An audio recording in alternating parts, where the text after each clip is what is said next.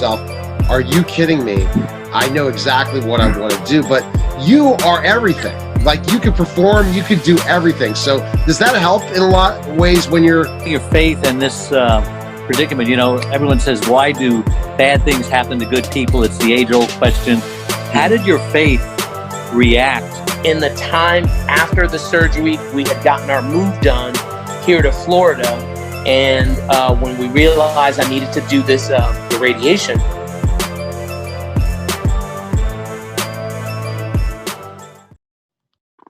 Hi, everyone, and welcome to the Neil Haley Show's Caregiver Dave celebrity segment. And, oh, man, I'm excited to welcome to the program my co-host, Caregiver Dave.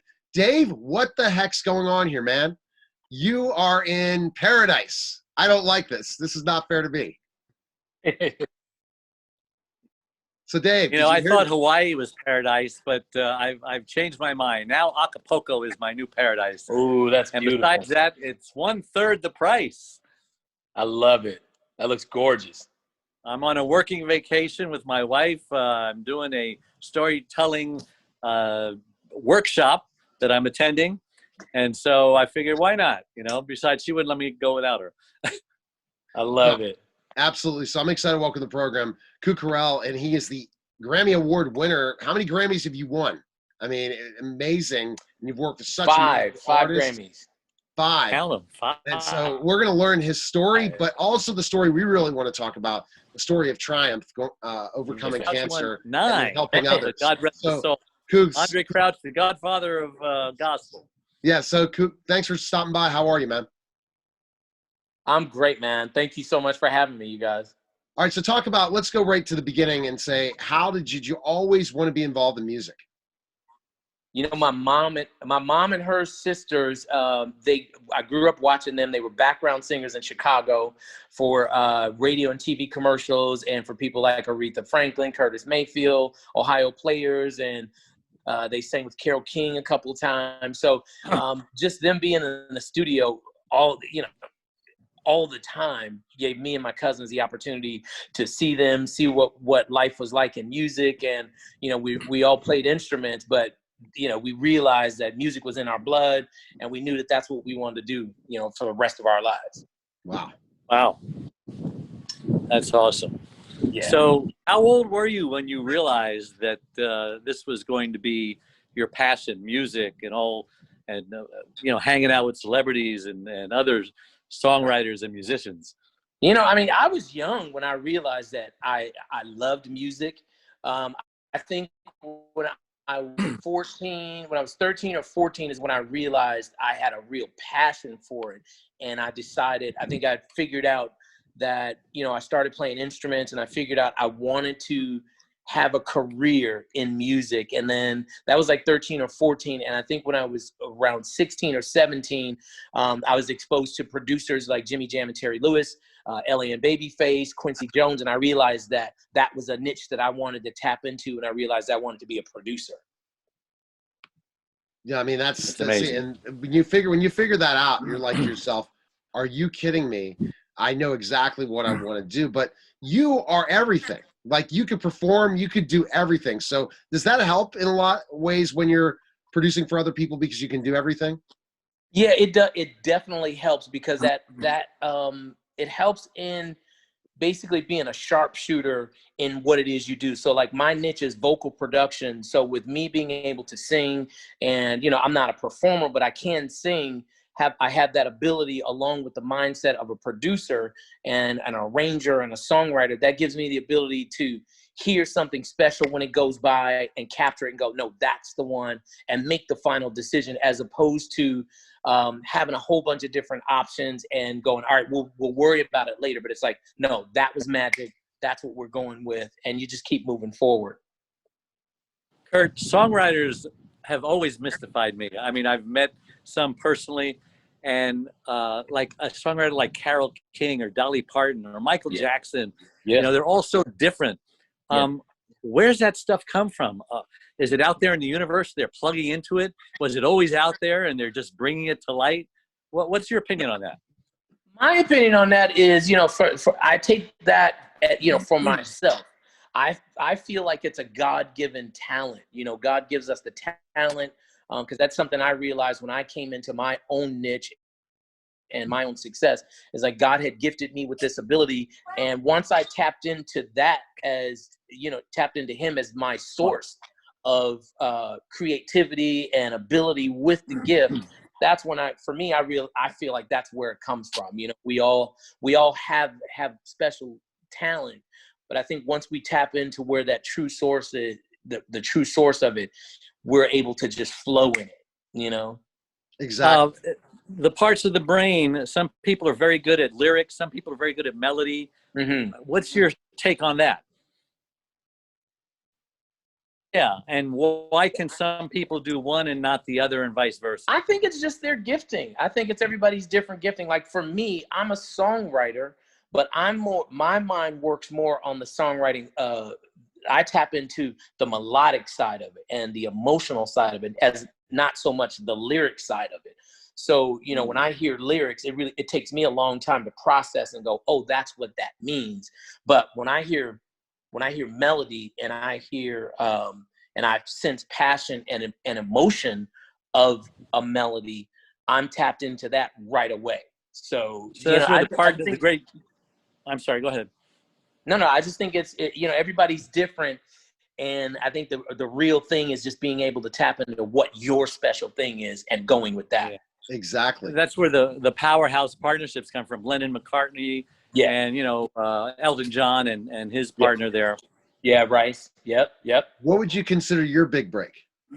My big break was when I was a co-writer and co-producer of a song called Umbrella for Rihanna. Me and my cousin Tricky Stewart and a guy named Terrius Nash, The Dream, we all wrote that song, and that song changed our lives, it changed everybody's lives who was involved with that record, because it was such a global smash, and that was my first hit. That was my first hit record. How did you get that connection to get that opportunity to do that? Let's see. I moved to Atlanta. You know, short story. I moved to Atlanta to work with my cousin Tricky Stewart. We were writing and producing together, and then we met. Tricky had known The Dream already. I met The Dream. We spent a year together working, basically writing demos and stuff like that. Then we just kind of, one day we all stumbled into the studio and stumbled onto that idea. It was completely God-given, a God-given opportunity, because none of us were expecting to write something that day. Wow. We all showed at the studio. I found the loop of that record, which is the foundation of it, the drums. I found it in Logic, which is also basically like GarageBand. Found that. Tricky and I put drums and music to it, and then Dream came in and put the melody and the lyric to it, and the rest is history. That's definitely. So who is the Kurt, the 11-year-old Kurt, the teenager Kurt, the Kurt today? Not Kurt. No, see, Dave, you weren't hearing. Oh, Kuk. Yeah. Kooten. I'm so sorry. No, it's all good. Neil, you're in Mexico, man. We you shouldn't be call it a Biden us. Moment. Yeah. Good. So yeah, I'm a little distracted out here. Exactly. So how has your success changed you from the Kooten before to the Kooten now? I mean, people say that success, if you're a jerk to begin with, you're going to just become more of a jerk. If you're a great guy, you're going to become more of a great guy, generous, etc. How has it changed you? You know, I think it's I'm fortunate to have gotten my success later in life. So when we did Umbrella, I was 40 years old. Oh my gosh. So you've gotta know that I've had a lot of life experiences up to that point, which had actually already gotten me to a place to where I was settled in. And here's the big thing: I was already settled in my identity as an individual. Yeah. So not to say that I'm perfect or I got it all figured out or I'm even keeled at all times. I think just foundationally, I know foundationally, with that being my journey, having success later on in life, having already been established and being established in my identity, that really, I think that helped out. You know, the success, I think the success was icing on the cake. that I was able to come into my own identity, be content with who I am as an individual. I want to live my life. I want to live my dreams. I want to live my passion, as opposed to being on the journey, or on this journey of wanting to live somebody else's dreams and excitement. Hard work pays off. And you do look very content, by the way. Exactly. Thank you so much. And hard work pays off. And you went and had to struggle like everyone else, but getting to that big break, and then wow. So how did it feel winning a Grammy and winning the first Grammy? They all feel great. The first Grammy felt incredible because I actually didn't even know I had won it. The Grammy actually just showed up at the house, and my wife and I opened the box and we were like, "Oh my gosh, what is this?" It's like I saw my name on it, and the first Grammy was for Mary J. Blige. I produced all of her vocals on one of her albums. And yeah, it came in the mail, and I was blown away. And then the second Grammy, they all feel really, really, really special because it's confirmation that you're doing what you do the right way, and you're allowing the creativity to just flow, as opposed to just trying to force something all the time. Yeah. You mentioned God-given this and God-given that. I'm assuming you're a man of faith and that you have a relationship with God. Can you talk about that? Absolutely. Yes. 100%. I'm a man of faith, a man of God. I grew up in the church, and like everybody, you grow up because your parents and your grandparents want you to go to church, and I think we all experience that, and we get that foundation, and then we all turn 13 or 14 and start doing our own thing, and we want to get away from that because we don't understand the impact of that on our lives. Fast forward for me, same thing. Fast forward, moved to LA, and in 1996, I believe, I had gone to a church in LA, and that's when I started my relationship with the Lord, and had been exposed to, I had been exposed to God, and like a church community that really impacted me and my family, and we got to start our own personal relationship with God, as opposed to having that relationship through parents and grandparents. Sure. Wow. Yeah. So that's, again, part of it. But then the success, and now we're going to go to the challenge. Why you're on the show.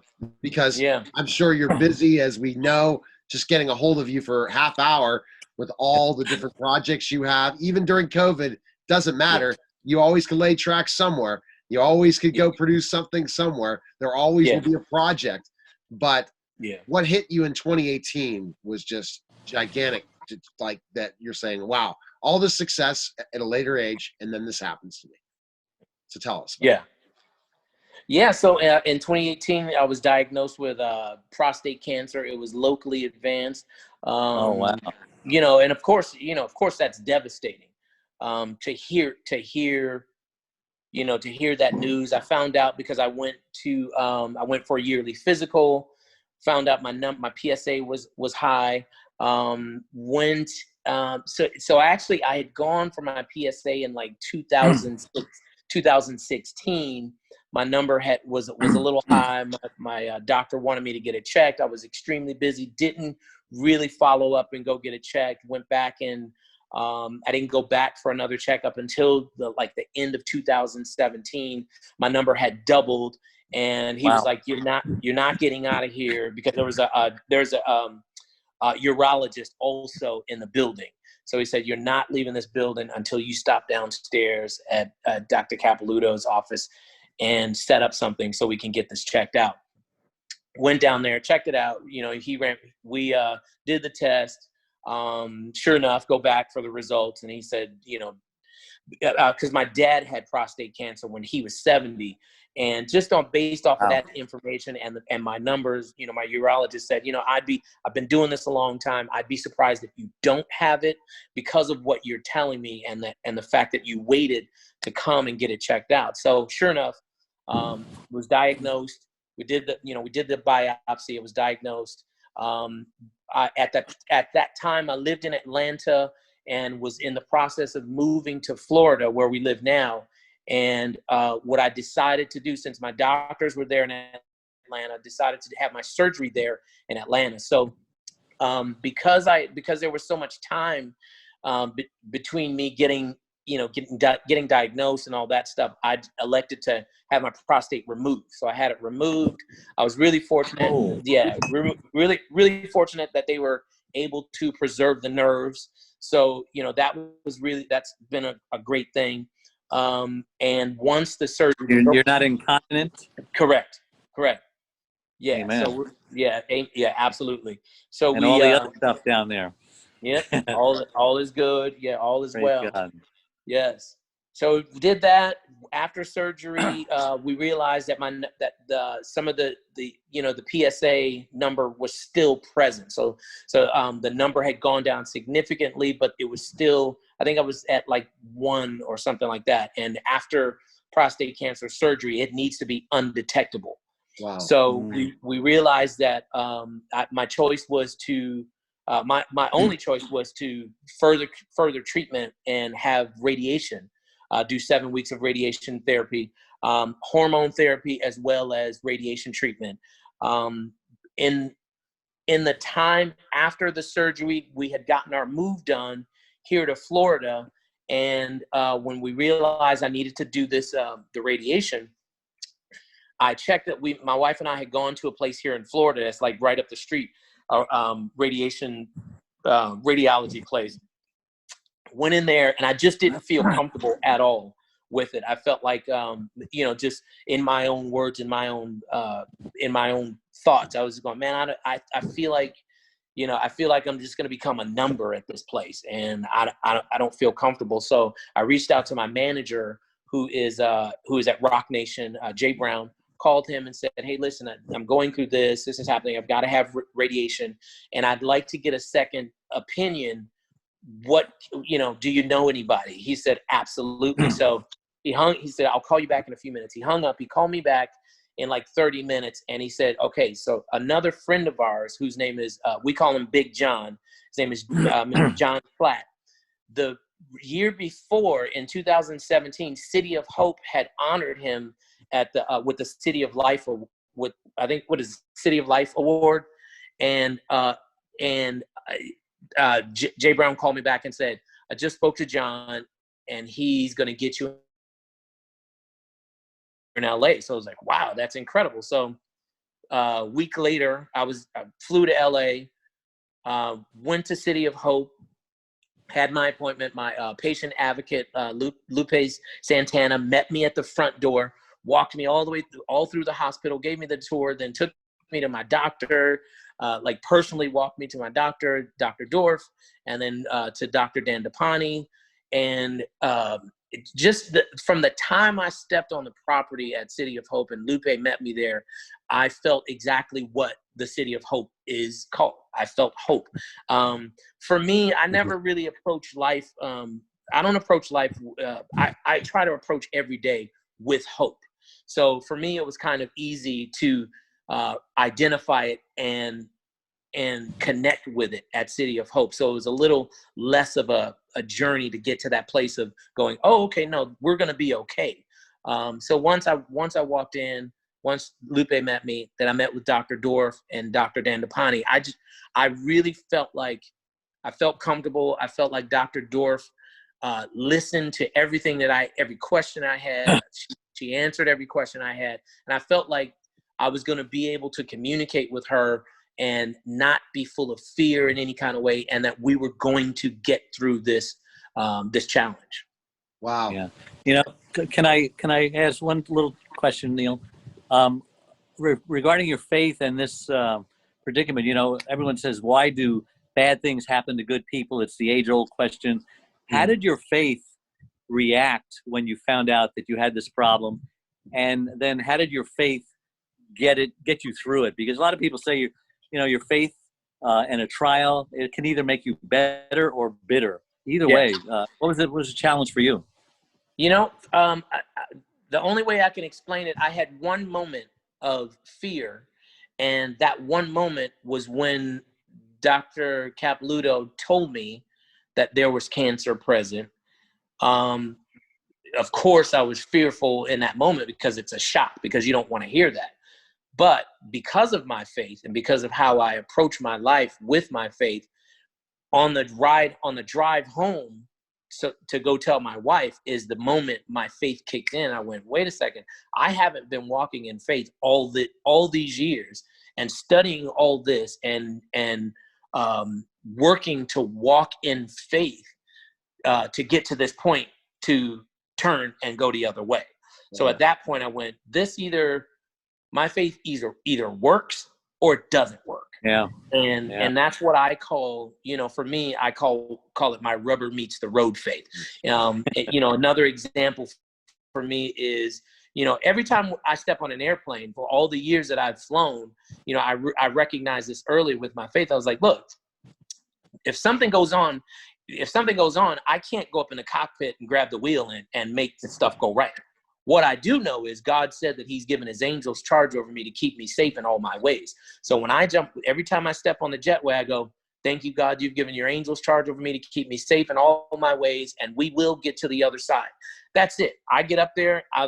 When turbulence happen, and it's happened for many, many years, if turbulence happened, at first, before I learned this, I would be panicked, and I'd just be sitting there for an hour or two. And I went, once I realized, it's like, no, this either works or it doesn't. So I get up there, say my prayer, and I go, I'm going to watch a movie, have a glass of wine, and have a good time. And when turbulence happens, I speak to them. I go, peace, be still. And they stop.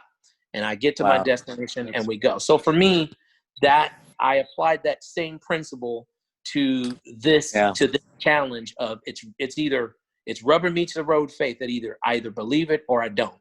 Now let's what a great testimony.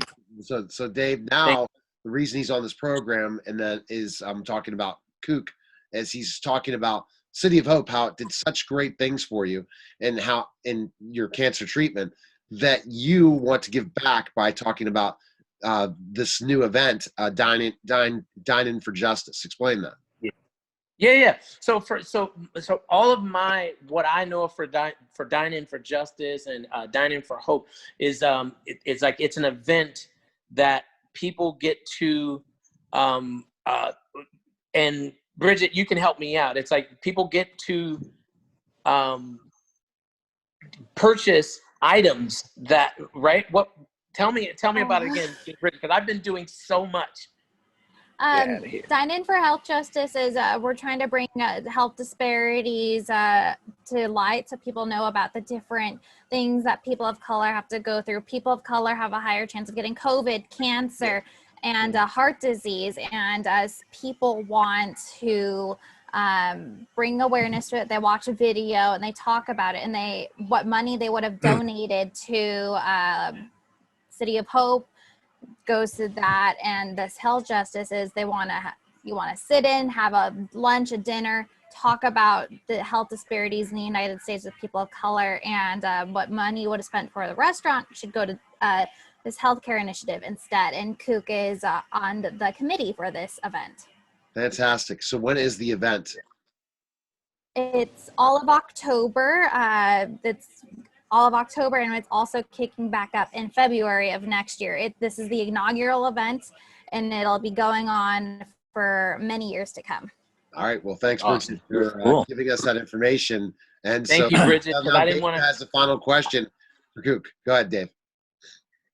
No, I was just saying I didn't want to mess it up. Thank you so much, Bridget, for making that nice. No, it's great. Thank you, Bridget, for chiming in. But go ahead, Dave, with your final question. So they call me Caregiver Dave. I'm at caregiverdave.com. I was just a normal guy like most people, and then 24 years ago, my wife complains about a headache, turned into a stroke, lost her speech, became paralyzed. So, everyone's dealing with something. Yeah. And for the next 2 years, we struggled. We went through the grief process, almost broke up, but we hung in there, and, we reinvented ourselves. Our love was rekindled. I realized there's other caregivers out there. I know you probably had a caregiver when you were going through your situation. Yep. And so I found out that 30% of caregivers actually die before their loved ones do. I know I didn't. I wasn't doing too well. So I wanted to help other caregivers not make the same mistakes I made. So I am now a best-selling author. I'm writing my 4th book. I'm hosting a radio show. Wow. I travel the country speaking on prestigious stages, telling caregivers how they can stay alive and stay out of the hospital. Tell your caregiver story, please. So my caregiver story is my wife, Stephanie. And, you know, God bless her. Absolutely, Stephanie. And we call her Stevie. And she was a definite solid rock through the entire process. Wow. Her, along with our daughters and our sons, we moved because I was doing my treatment at City of Hope. We relocated, you know, the whole family, and even the girls are a house of faith, huh? Absolutely. So we all just relocated to Los Angeles. We got a house there, and we just posted up, and you know, and it was great because because of how we approach our lives. You know, my wife, we didn't lose a beat. Yeah. It was like nothing stopped. You know, we picked up everything, went to LA, closed, boom, arranged the house, made it a home, and you know, it was like we're eating dinner. You know, a lot of our friends who would come by the house, they were surprised. They were like, wait a minute, you guys are out here for what? Like when I'm doing, you know, cancer treatment at City of Hope, they're like, it just looks like you guys moved here. So I credit my wife 100% for, you know, and hanging God, in of there. Course. And absolutely. So for, you know, just pushing us forward. So latest projects, what do you have going on that you can talk about? Oh my gosh, latest projects. I have so many. There's an artist named Normani. I'm working on her album. I'm working on Rihanna's new album. I have a Nickelodeon project that we're in the middle of. I literally have like 6 projects that are going on right now. So it's a lot going on. Yeah, well, it's awesome to be part of all that, and you're thankful for sure. I mean, because getting to work on such amazing projects, and imagine when COVID ends, how crazy your life will even be. More traveling, more everything. It's a little different because you can do a lot of things remote in certain ways, but you know, it is what it is for sure. Do we have absolutely. And I enjoy the remote aspect of it. You know? Where's your best social media? People can connect with you, follow you and stuff. For you. You can follow me on Instagram, official Kuk Harrell, official KUKHARRELL, and you can also go to my website, kukharrell.com. Awesome. Well, thanks again, and your story is fantastic, and everyone needs to go and check out Dine In for Justice and City of Hope. Yeah. And then especially the story of what they were able to do for you and how they're helping other people and how they're treating so many people that are dealing with these challenges. So thanks again. Absolutely. And if I can also say, you know, for, you know, just speaking to men, early detection is the best, you know, early detection, and just don't be afraid to just go and get your checkup. You know, a lot of men are afraid to go get that checkup, but if you sense that you're having problems urinating or anything like that, just don't even mess with it. Just go get it checked out, and you'll save yourself a lot of work on the back end. Well, great story. It was great meeting you, Kuk, and I'm so sorry I mispronounced your name. No, that's okay. It's no worries. It's great meeting you both, and thank you so much for having me. And Bridget, thank you so much for bringing clarity to all Bridget. That. All right, guys. Thanks. Appreciate it, everybody. All right, guys. Okay. That was the Caregiver Dave Celebrity segment on the Neil Haley Show. Take care, guys. Bye-bye.